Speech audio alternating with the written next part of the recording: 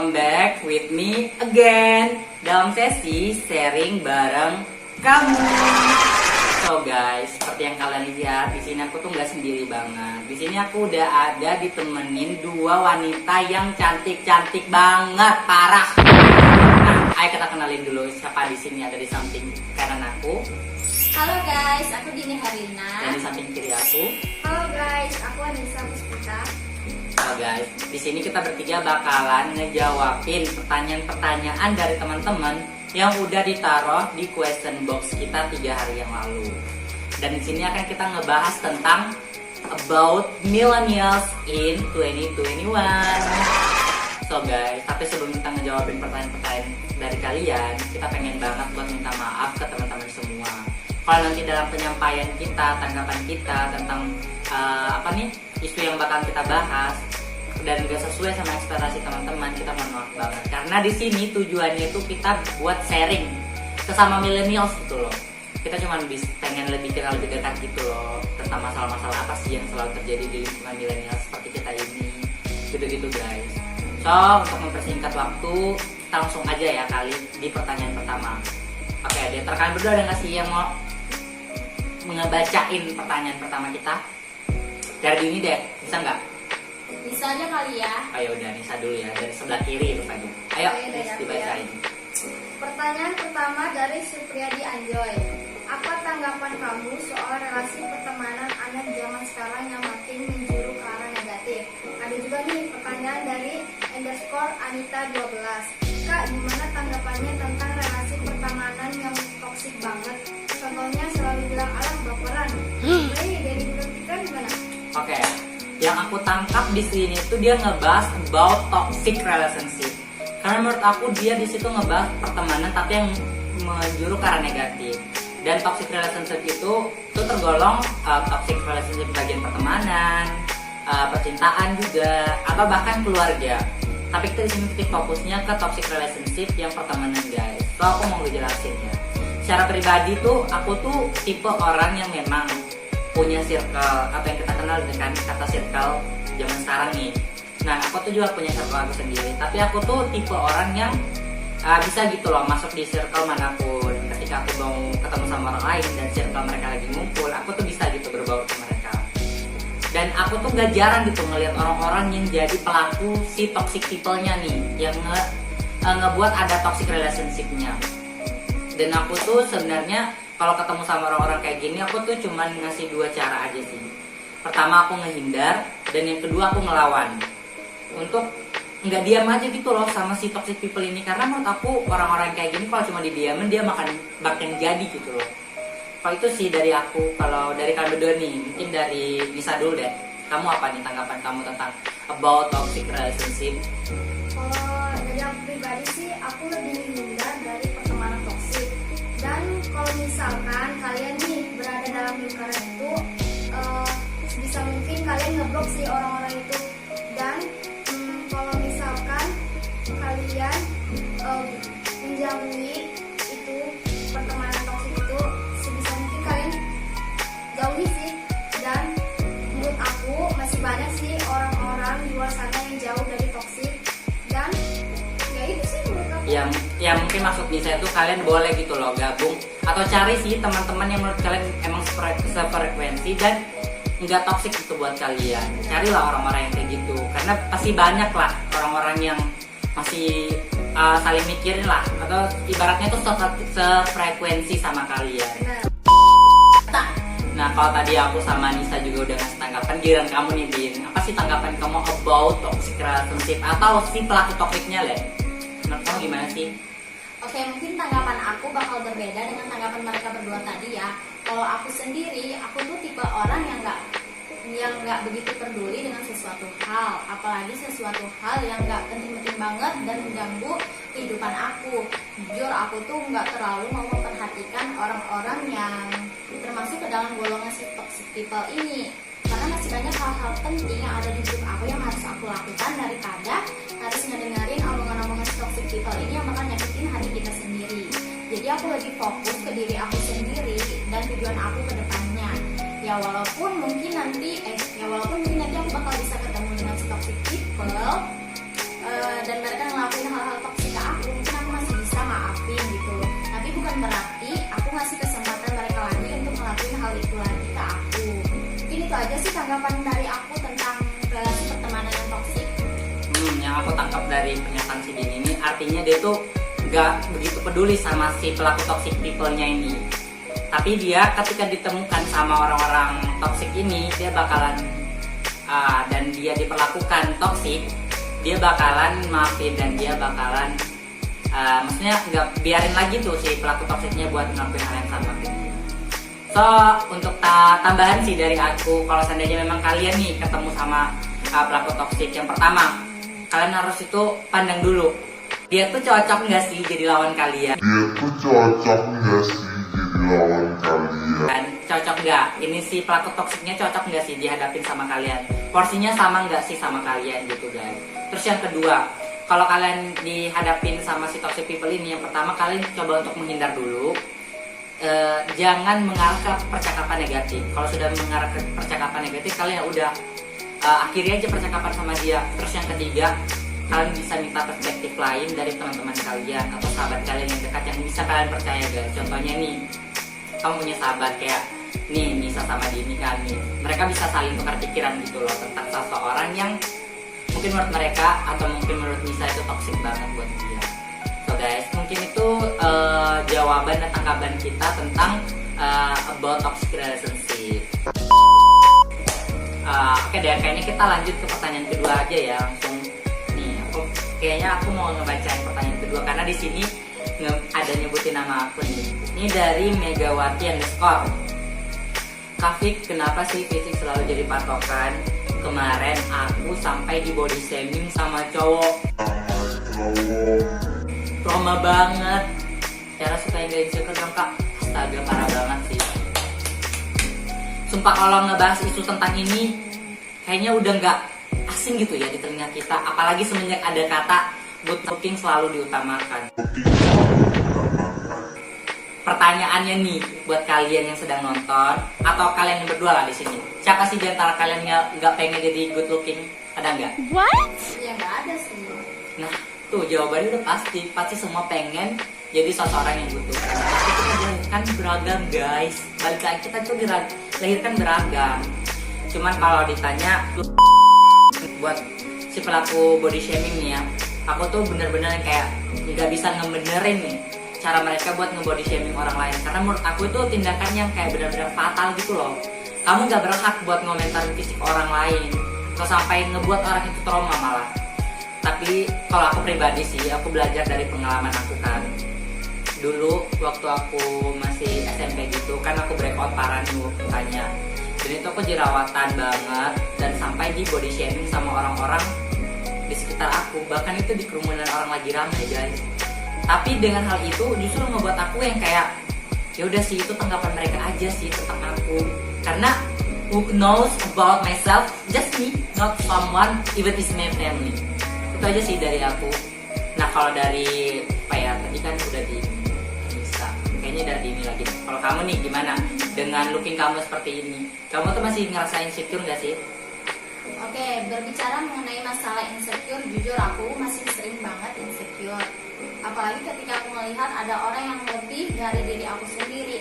Semisal dia lebih cantik, dia pintar, dan sebagainya. Oh, jadi gitu emang sih kalau yang aku tangkap juga kan, insecurity ini muncul ketika kita ngelihat kekurangan kita di orang lain dan justru itu menjadi kelebihan dia guys. Makanya insecurity itu muncul tiba-tiba gitu loh. Itu aja sih mungkin tentang about insecurity. Kalau tipsnya nih gimana caranya? Mungkin kalau dari aku, kalian coba buat lebih cinta aja lah ke diri kalian sendiri. Kalian coba buat menerima kekurangan kalian. Dari kekurangan kalian itu kalian coba buat gali potensi apa sih yang sebenarnya ada di kalian, sehingga kekurangan kalian ini tertutupi gitu loh sama kelebihan kalian. Nah kalau dari Nisa sendiri, tadi tadi di ini udah nih. Kalau kamu sendiri nih gimana sih tentang buat pelaku body shaming atau mungkin insecurity? Kalau dalam body shaming sih aku tipe orang yang selalu memikirkan apa yang orang lain pikirkan tentang aku.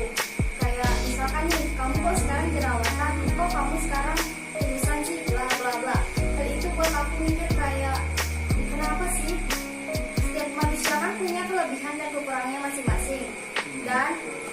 kalian jangan pernah suka body shaming ke orang-orang. Berhenti mengomentari dan sibuk kehidupan sama orang lain. Jadi kalian stop introspeksi diri kalian. Nah ya guys, karena kita nggak tahu guys, perasaan orang itu, mental orang itu pasti beda-beda. Benar banget. Ada yang kayak dikatain cuma dikit aja tuh yang kayak langsung down parah gitu kan. Dan memang ada orang yang tipe-tipenya mentalnya udah baja banget, dikatain apa aja udah mental aja gitu. Tapi memang ada orang-orang khusus, kita diciptain dengan nurani guys, kita punya perasaan, kita nggak bisa gitu loh nge-body shaming orang suka hati kita. Walaupun memang mungkin orang itu kurang di mata kita, ya udah kita simpan aja, jangan sampai dikeluarin, karena kita nggak tahu tanggapan mereka nanti tentang perkataan kita itu gimana kan. Itu aja sih guys. Pertama, kalau buat pelaku body shaming tadi, kalian cobalah buat jangan ungkapin itu, apalagi di depan orangnya secara langsung. Terus yang kedua tadi tentang insecurity, karena aku tadi udah ngampanyekan buat love yourself, tapi memang gak semudah yang kita lakuin, karena insecurity itu muncul secara tiba-tiba gitu loh. Kadang tadi yang langsung tiba-tiba muncul insecure gitu kan. So kayak gitu-gitu aja sih guys. Kalau buat kalian gimana tipsnya buat insecure, pokoknya bersyukur aja lah dulu sama apa yang kalian punya, itu kan. Nah, kalian mau nambahin gak? Kayaknya cukup ya. Iya, cukup aja sih. Oke guys, next kita masuk ke pertanyaan ketiga nih. Kayaknya Dini deh yang bacain lagi pertanyaannya ya guys. Yuk disimak nih pertanyaannya. Oke, di sini ada pertanyaan dari Vicky Salia 17. Kak, gimana caranya agar aku bisa produktif? Soalnya bingung mau ngapain. Dan ada lagi nih pertanyaan dari Rizkola _Ramadan 03. Cara bisa nge-manage waktu gimana kak? Apalagi pandemi saat ini sering banget keteteran. Kayaknya aku mau ngejawab paling pertama ya guys.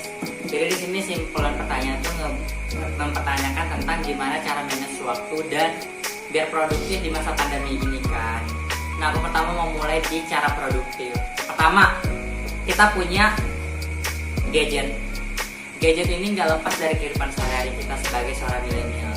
Nah, dari aku tuh pengen ngebahas dari seputaran gadget ini. Pertama, tentunya kita sebagai seorang milenial itu nggak lepas dari yang namanya platform sosial media. Nah, di platform sosial media ini banyak banget gitu loh ngejadiin wadah-wadah buat teman-teman buat memproduktifkan waktu teman-teman. Contohnya nih, kita sebut aja platform TikTok.